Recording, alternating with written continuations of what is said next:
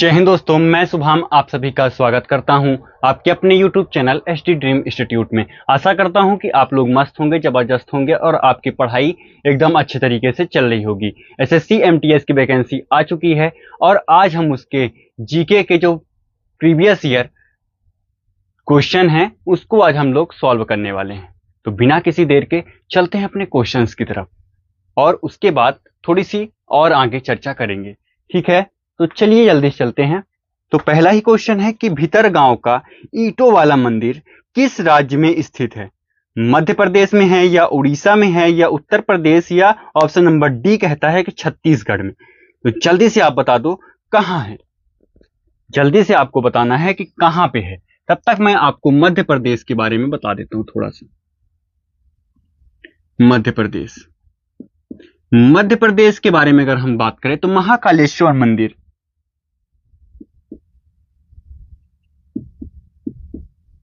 महाकालेश्वर मंदिर जो आपके उज्जैन में है। कहां पे है? ये आपका उज्जैन में है।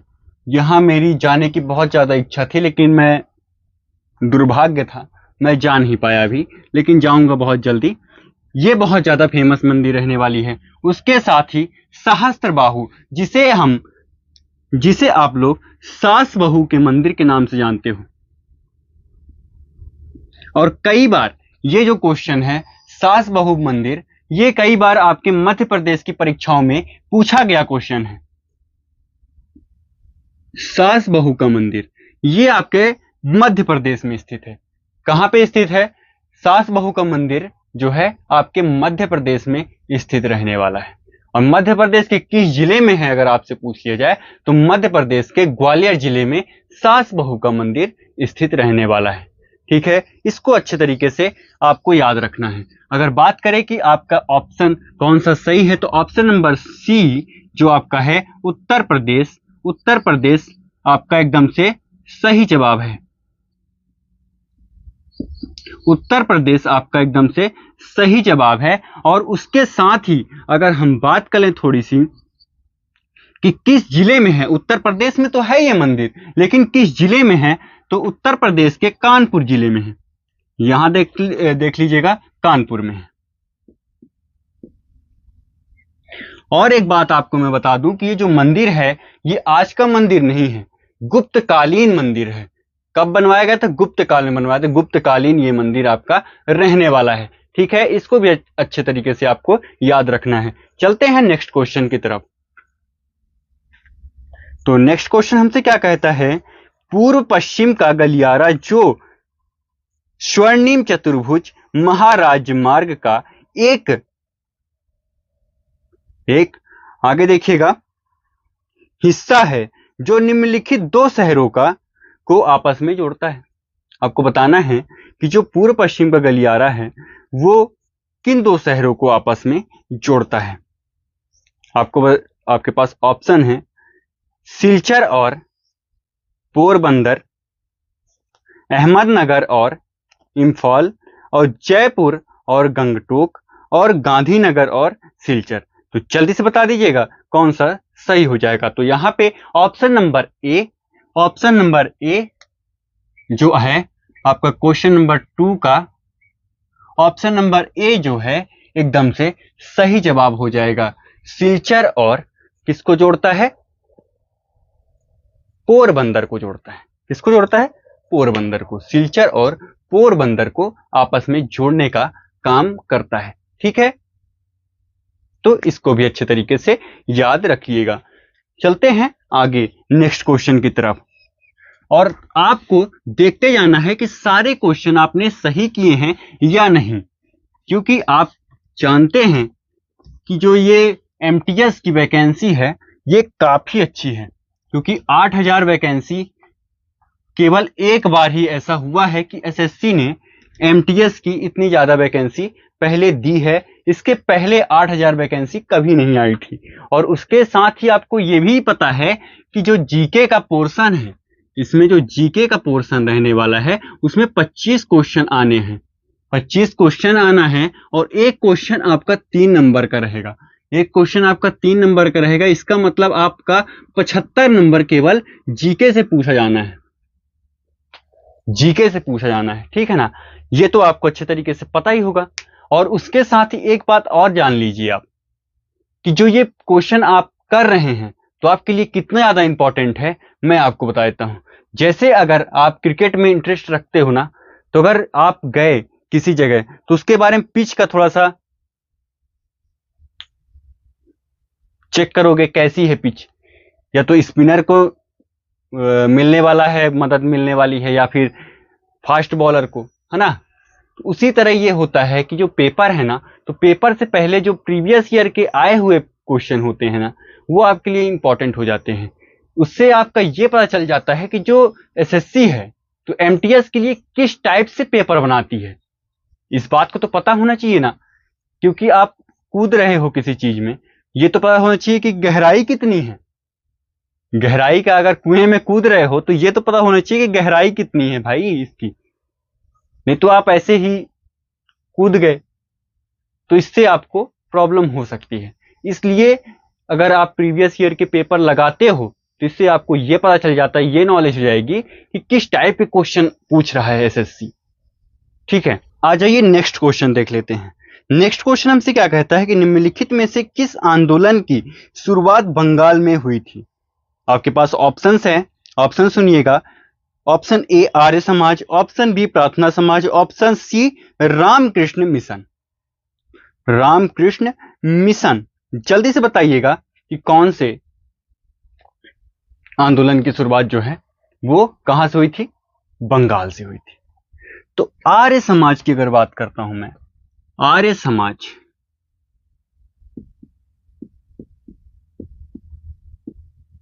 आर्य समाज की अगर मैं बात कर लूं तो स्वामी दयानंद,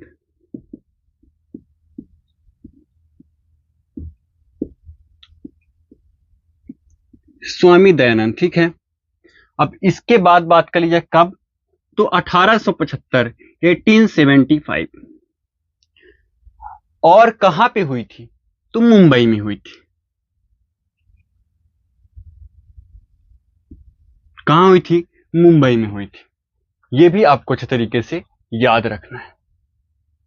और प्रार्थना समाज की बात कर बताओ, अब आपको बताना है कि ऑप्शन नंबर बी में जो दिया हुआ प्रार्थना समाज, उसके संस्थापक कौन है। उसके संस्थापक को आपको जाके कमेंट में बताना है। कहां बताना है, कमेंट में बताना है। अगर सही आंसर की बात कर ली जाए कि आपका आंसर कौन सा सही हो जाएगा, तो ऑप्शन नंबर सी एकदम से आपका सही जवाब हो जाएगा। इसका जवाब आपको कमेंट में देना है। कहां देना है, कमेंट में देना है। और इसके बाद ऑप्शन नंबर सी आपका रामकृष्ण मिशन जो है एकदम से सही हो जाएगा। अब किसने की थी, विवेकानंद जी ने की थी।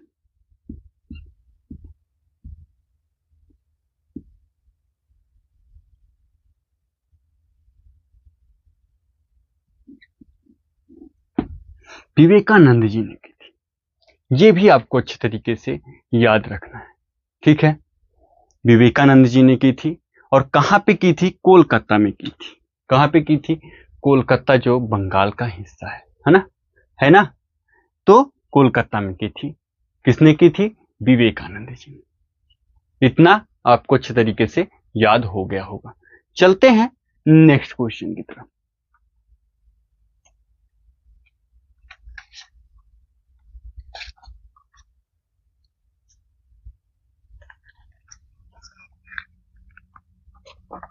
ऑप्शन नंबर सी आपका एकदम सही जवाब हो जाएगा, और ऑप्शन नंबर बी का आपको बताना है अपने से, और बाकी सब ठीक है। और वीडियो को, हाँ, वीडियो को लाइक करना बिल्कुल मत भूलना, ठीक है ना।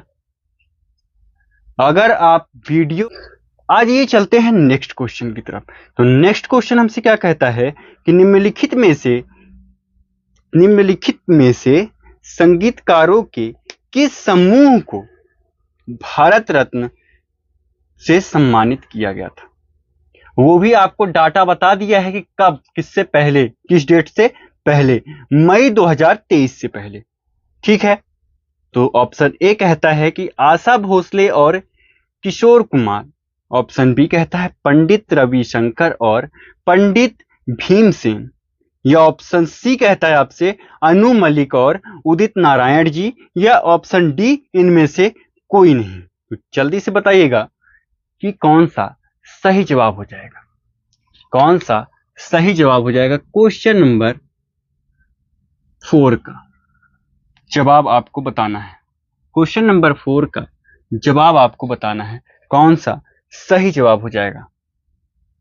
तो जल्दी से बताइएगा। तो पंडित रविशंकर और पंडित भीमसेन, पंडित भीमसेन दोनों ही एकदम से सही जवाब हो जाएंगे। कौन कौन सा? पंडित रविशंकर और पंडित भीमसेन एकदम से आपका सही जवाब हो जाएगा, जो आपके ऑप्शन नंबर बी में देखने के लिए आपको मिल जा रहा होगा। कहां पे है? ऑप्शन नंबर बी आपका एकदम से करेक्ट जवाब हो जाएगा। ठीक है, अच्छे तरीके से आपको याद भी कर लेना है और क्लास को जरूर से जरूर लाइक कीजिएगा और शेयर कीजिएगा। नहीं, जिससे भी आप रात में जादू टोना बाबू सोना से बात करते हो ना, वो आपको ब्लॉक कर देगी पक्का। मेरी दुआ लग जाएगी, मेरी बद्दुआ लग जाएगी आपको कि अगर जो मेरी वीडियो को आपने लाइक नहीं किया ना, तो आपकी जादू टोना बाबू सोना तो आपको ब्लॉक करेगी पक्का, देख लेना। इसलिए लाइक करना बिल्कुल मत भूलना, क्योंकि बहुत ज्यादा आपके लिए मैं मेहनत कर रहा हूं, तो अपेक्षा करूंगा कि आप भी थोड़ी सी मेहनत कर दो, एक लाइक कर दो बस, है ना। नहीं तो फिर ब्लॉक हो जाओगे, तो फिर देख लेना अपने हिसाब से, मुझे क्या करना है। खैर मजाक था, उसको आप छोड़ दो, उससे पहले यही मैं चाहता हूं आपसे, नहीं तो आपकी इच्छा, जानो फिर अपने से क्या होना है आगे। चलो आ जाओ नेक्स्ट क्वेश्चन पे। नेक्स्ट क्वेश्चन क्या कहता है कि यक्षगान एक लोक नृत्य है जो खाली स्थान राज्य से संबंधित है। ऑप्शन नंबर ए केरल संबंधित है, ऑप्शन नंबर बी हरियाणा संबंधित है, ऑप्शन नंबर सी राजस्थान से, ऑप्शन नंबर डी कर्नाटक से संबंधित है। जल्दी से बता दो कौन से किससे संबंधित रहने वाला है। तो केरल की बात कर लो।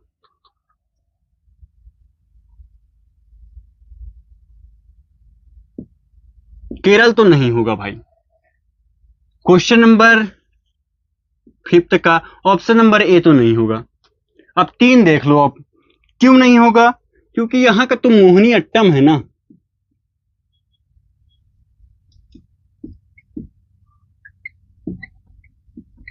मोहिनी अट्टम है। और कौन सा है? कथकली। कथकली है, तो ये तो नहीं होगा। अब आगे राजस्थान में भी देख लो, राजस्थान भी नहीं होगा, ये भी बता दूं। ऑप्शन नंबर सी भी गया।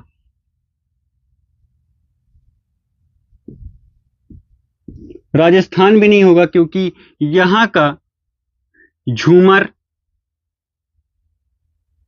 पहले तो घूमर और झूमर,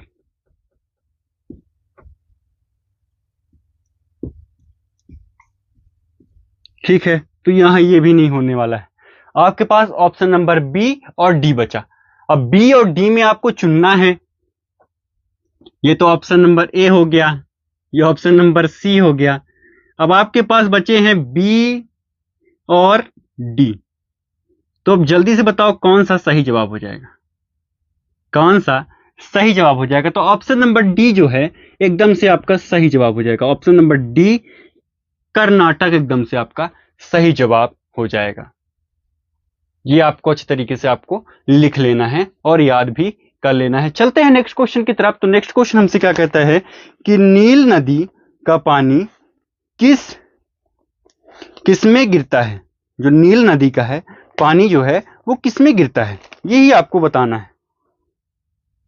तो जल्दी से बताइएगा कि कौन सा सही जवाब हो जाएगा। आपके सारे ही आंसर यहां साइड में देखने के लिए मिल रहे होंगे, तो आप देख लीजिएगा और देख के बताइएगा कि कौन सा सही जवाब हो जाएगा। चारों ऑप्शन में से कौन सा जवाब सही हो जाएगा, फिर मैं आपको बताता हूं कि कौन सा जवाब सही है। पहले आप लोग कोशिश करो, इसके बाद मैं तो बताऊंगा ही, मैं तो इसीलिए आया ही हूं, मैं तो इसीलिए आया ही हूं, मैं तो बताऊंगा ही, लेकिन आप पहले कोशिश तो करो यार, क्या पता सही जवाब दे दो, है ना। तो ऑप्शन नंबर सी जिसने भी सही बोला है वो एकदम से सही जवाब हो जाएगा, क्योंकि भूमध्य सागर में जाकर के गिरता है, ठीक है ना।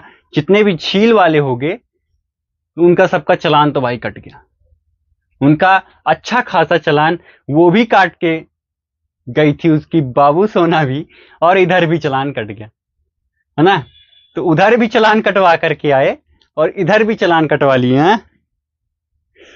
जिसने भी ऑप्शन नंबर सी जवाब दिया है उनका तो सही हो गया, बाकी ए और बी वाले अच्छे से चालान कटा है, और डी वाले को तो कुछ कहना ही नहीं है, डी वालों को तो कुछ कहना ही नहीं है, उनका तो लंबा चालान कटा, है ना। चलो आगे चलते हैं, नेक्स्ट क्वेश्चन को देखते हैं। सिख साहित्य के अनुसार, क्वेश्चन नंबर 7 है, अच्छे से देखिएगा। सिख साहित्य के अनुसार गुरु नानक देव की जयंती भारतीय चंद्र माह के खाली स्थान की पूर्णिमा को के दिन मनाई जाती है।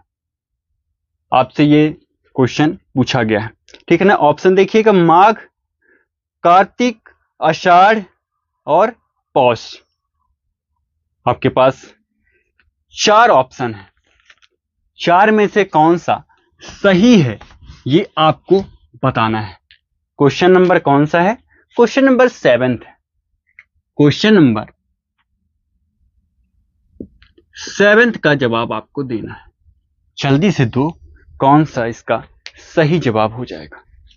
कौन सा इसका सही जवाब हो जाएगा? आषाढ़ में होगा या पौष में होगा या कार्तिक में होगा? किस माह में? ये सारे हिंदी के माह हैं। आप लोग तो जनवरी, फरवरी, मार्च, अप्रैल जानते हो, है ना। और जनवरी, फरवरी, मार्च, अप्रैल को भी अच्छे तरीके से पढ़ना नहीं जानते हो, कैसे पढ़ा जाता है ना। ठीक है ना, तो जल्दी से बता दो। जो राइट आंसर हो जाएगा वो हो जाएगा option number B. Option number B एकदम से आपका सही जवाब हो जाएगा। अब उसके आगे देखिए क्वेश्चन नंबर 8 क्या कहता है आपसे। क्वेश्चन नंबर 8 को अच्छे से पढ़िए और उसका जवाब दीजिए जल्दी से। क्वेश्चन नंबर 8 क्या कहता है आपसे, जल्दी से देखिए। निम्नलिखित में से किस संस्थान की स्थापना एम.जी. रांडे और जी.बी. जोशी द्वारा की गई थी? अभिनय भारत की ऑप्शन नंबर ए में है, ऑप्शन नंबर बी पूना सार्वजनिक सभा, या फिर ऑप्शन नंबर सी भारतीय राष्ट्रीय कांग्रेस, या फिर ऑप्शन नंबर डी इनमें से कोई नहीं। तो जल्दी से बताइएगा कौन सा सही जवाब हो जाएगा, कौन सा सही जवाब हो जाएगा, जल्दी से बताइएगा। तो इसका जो राइट आंसर हो जाएगा वो हो जाएगा option number B. Option number B एकदम से इसका भी सही जवाब हो जाएगा। ऑप्शन नंबर बी सही जवाब हो जाएगा। आ जाइए नेक्स्ट क्वेश्चन देख लीजिए। नेक्स्ट क्वेश्चन हमसे क्या कहता है, किस नदी को तत्स्यांगेय के नाम से भी जाना जाता है? आपके पास ऑप्शन है गंडक नदी, ऑप्शन बी ब्रह्मपुत्र नदी, ऑप्शन सी गंगा नदी, ऑप्शन डी कावेरी नदी। जल्दी से बताइएगा कौन सा सही जवाब हो जाएगा, कौन सा सही जवाब हो जाएगा, ये आपको बताना है। इसका जो राइट आंसर हो जाएगा क्वेश्चन नंबर 9 का, क्वेश्चन नंबर 9 का जो राइट आंसर हो जाएगा वो ब्रह्मपुत्र नदी हो जाएगा। कौन सा नदी हो जाएगा? ब्रह्मपुत्र नदी। ब्रह्मपुत्र नदी जिस भी ऑप्शन में आपको देखने के लिए मिल रहा हो उसको सही कर लीजिए। ब्रह्मपुत्र नदी एकदम से आपका सही जवाब हो जाएगा। पढ़ाई ऐसी करनी चाहिए, वैसी जो पढ़ाई होती है ना, पढ़ाई ऐसी कर लो कि कितना भी कठिन क्वेश्चन आ जाए लेकिन आपको छोड़ के नहीं आना है, छोड़ के नहीं आओ उस क्वेश्चन को। किसी भी हालत में सारे ही क्वेश्चन हमसे बनने चाहिए, इतनी पढ़ाई कर लो। यार कोई काम तो तुम्हारे पास है नहीं, क्या करते रहते हो दिन भर? बैठे रहते हो ना, दिन भर क्या करते होगे घर में? ज्यादा से ज्यादा मोबाइल चलाते हो, मोबाइल चलाने के अलावा कोई काम नहीं है तुम्हारे पास, इतना ही है ना। तो पढ़ाई कर लो, या जो 8 घंटे पढ़ाई करते हो 10 घंटे 12 घंटे कर लो। पेपर एक बार ही क्लियर करना है, इसके बाद मजे ही मजे हैं। इसके बाद आराम से बैठ के इंस्टाग्राम के रील सरकाओ, चाहे जो भी करो, उससे कोई वो नहीं फर्क पड़ेगा। लेकिन केवल एक बार मेहनत कर लो, ये 4 महीने की मेहनत आपको जिंदगी भर का सुख देकर जाएगी। इसलिए केवल 4 महीने की मेहनत कर लो, इसके बाद जो भी करना होगा वो करते रहना। क्वेश्चन नंबर 10 की तरफ चलो। क्वेश्चन नंबर 10 हमसे क्या कहता है कि कमलेश्वर के निम्नलिखित में से किस उपन्यास को 2003 में साहित्य अकादमी पुरस्कार से सम्मानित किया गया था? ऑप्शन नंबर सुनिएगा। ऑप्शन ए, एक सड़क 57 गलियां। ऑप्शन बी, काली आंधी। ऑप्शन सी, कितने पाकिस्तान। या ऑप्शन डी, इनमें से कोई नहीं। तो जल्दी से बता दीजिए कौन सा सही हो जाएगा। क्वेश्चन नंबर 10 का जवाब दीजिएगा। क्वेश्चन नंबर 10 हमसे क्या कहता है? तो 2003 में किसे साहित्य अकादमी पुरस्कार, किस जो उपन्यास है, किस उपन्यास को साहित्य अकादमी पुरस्कार से नवाजा गया था, यही आपको बताना है। तो कितने पाकिस्तान, कितने पाकिस्तान, जो आपके ऑप्शन नंबर सी में देखने के लिए मिल रहा होगा। ठीक है ना, ऑप्शन नंबर सी आपका एकदम से सही जवाब हो जाएगा। ये आप टिक कर लीजिएगा, कितने पाकिस्तान एकदम से सही जवाब हो जाएगा। देखिए जो कितने पाकिस्तान है उसमें किसके बारे में, इसमें जो राइटर हैं वो किसके बारे में चर्चा किए हैं? तो जो पाकिस्तान का बंटवारा हुआ था उसके बारे में चर्चा हुई है, और उसके अलावा हिंदू मुस्लिम के बारे में उसमें चर्चा देखने के लिए मिलती है। चलिए चलते हैं नेक्स्ट क्वेश्चन की तरफ। तो नेक्स्ट क्वेश्चन हमसे क्या कहता है? क्वेश्चन नंबर 11 हमसे क्या कह रहा है कि मदरीन भारत के किस पड़ोसी देश की आधिकारिक भाषा है? ऑप्शन सुनिएगा। ऑप्शन नंबर ए कहता है श्रीलंका। ऑप्शन नंबर बी कहता है भूटान। ऑप्शन नंबर सी चीन। ऑप्शन नंबर डी, इनमें से कोई नहीं। तो जल्दी से बताइए कौन सा सही जवाब हो जाएगा। क्वेश्चन नंबर 11 का जवाब दीजिएगा। क्वेश्चन नंबर 11 का जवाब दीजिएगा, कौन सा सही हो जाएगा? तो चीन, जहां भी जिस भी ऑप्शन में आपको देखने के लिए मिल रहा है टिक कर लो, सही जवाब हो जाएगा। चीन और भारत की आधिकारिक भाषा ये रहने वाली है। चलो आ जाओ, चलते हैं नेक्स्ट क्वेश्चन की तरफ। फटाफट से इस क्वेश्चन को सॉल्व कर लेते हैं क्योंकि टाइम बहुत ज्यादा हो चुका है, तो जल्दी जल्दी करते हैं। देखिए, रानी मचैया एक खाली स्थान लोक नर्तकी हैं जिन्हें 2023 में पद्मश्री से सम्मानित किया गया है। आपके ऑप्शन है लंबाड़ी, उम्मतट्टम, उम्मत आर्ट, और ऑप्शन नंबर सी डिम्सा। तो जो ऑप्शन नंबर बी है, क्वेश्चन नंबर 12 का ऑप्शन नंबर बी जो है एकदम से सही जवाब है। ऑप्शन नंबर बी जो है एकदम से सही जवाब रहने वाला है। क्वेश्चन को ज्यादा मैं एक्सप्लेन नहीं कर रहा हूं क्योंकि जरूरत पड़ेगी तो मैं एक्सप्लेन करूंगा, जहां भी जरूरत पड़ेगी मैं इस क्वेश्चन को एक्सप्लेन करूंगा, लेकिन अभी मुझे जरूरत नहीं समझ में आ रही है तो इसलिए मैं क्वेश्चन को ज्यादा एक्सप्लेन नहीं कर रहा हूं। चलो चलते हैं नेक्स्ट क्वेश्चन की तरफ। नेक्स्ट क्वेश्चन को भी देख लेते हैं कि क्या कहता है हमारा नेक्स्ट क्वेश्चन। नेक्स्ट क्वेश्चन हमारा क्या कह रहा है? क्वेश्चन नंबर 13 क्या कहता है? भारतीय शास्त्रीय गायन पंडित जयराज का संबंध निम्नलिखित में से किस संगीत घराने से है? आपके पास ऑप्शन है, देखिए, मेवाती संगीत घराना है, मेवाती घराना है। ऑप्शन नंबर बी दागरी घराना है। ऑप्शन नंबर सी पटियाला घराना है। ऑप्शन नंबर डी ग्वालियर घराना है। तो जल्दी से बता दीजिएगा कौन सा सही जवाब हो जाएगा। क्वेश्चन नंबर 13 का जवाब मेवाती सही हो जाएगा। मेवाती घराना एकदम से सही जवाब हो जाएगा। जल्दी से टिक कर लो और आगे चलो, फटाफट टिक कर लो। ये देखते रहना किससे कितने क्वेश्चन आए हैं। ये सारे ही क्वेश्चन जो है ना, आप देख रहे होगे स्टैटिक जीके से सबसे ज्यादा भरमार क्वेश्चन पूछा गया है।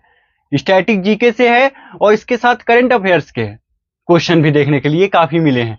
ठीक है, एक साल बैक डेट का जो करंट अफेयर्स है वो आपके लिए इंपॉर्टेंट हो जाता है। एसएससी में मैंने देखा है कि 6 से 7 महीने 8 महीने का करंट अफेयर्स पिछला वाला पूछता है। जो चल रहा है वर्तमान में 1 महीने के अंदर का वो नहीं पूछता, लेकिन जो 6 से 8 महीने के पीछे के जो करंट अफेयर्स होते हैं वो आपके लिए काफी इंपॉर्टेंट हो जाते हैं। तो जल्दी से देख लो। आ जाइए नेक्स्ट क्वेश्चन देखते हैं। नेक्स्ट क्वेश्चन हमसे क्वेश्चन नंबर 14 हमसे क्या कहता है, भारत के संविधान के अनुच्छेद 29, 30 किससे संबंधित है? ऑप्शन नंबर ए स्वतंत्रता का अधिकार। स्वतंत्रता का अधिकार की अगर मैं बात कर लूं ऑप्शन नंबर ए की, तो भैया ये तो नहीं होने वाला है। क्यों नहीं होने वाला है मैं आपको बताऊंगा, ठीक है ना। समानता का अधिकार, इसके बाद ऑप्शन नंबर सी क्या कहता है, धार्मिक स्वतंत्रता का अधिकार। ऑप्शन नंबर डी सांस्कृतिक एवं शैक्षणिक अधिकार। तो ऑप्शन नंबर ए जो है स्वतंत्रता का अधिकार, स्वतंत्रता का अधिकार तो भैया उस आर्टिकल में दिया ही नहीं गया है, क्योंकि वो आर्टिकल 19 से लेकर के 22 के बीच में देखने के लिए आपको मिलेगा स्वतंत्रता का अधिकार। अब समानता का अधिकार देख लो। समानता का अधिकार भैया देखने के लिए आपको आर्टिकल किससे मिलेगा, 14 से लेकर के 18 के बीच में देखने के लिए मिलेगा।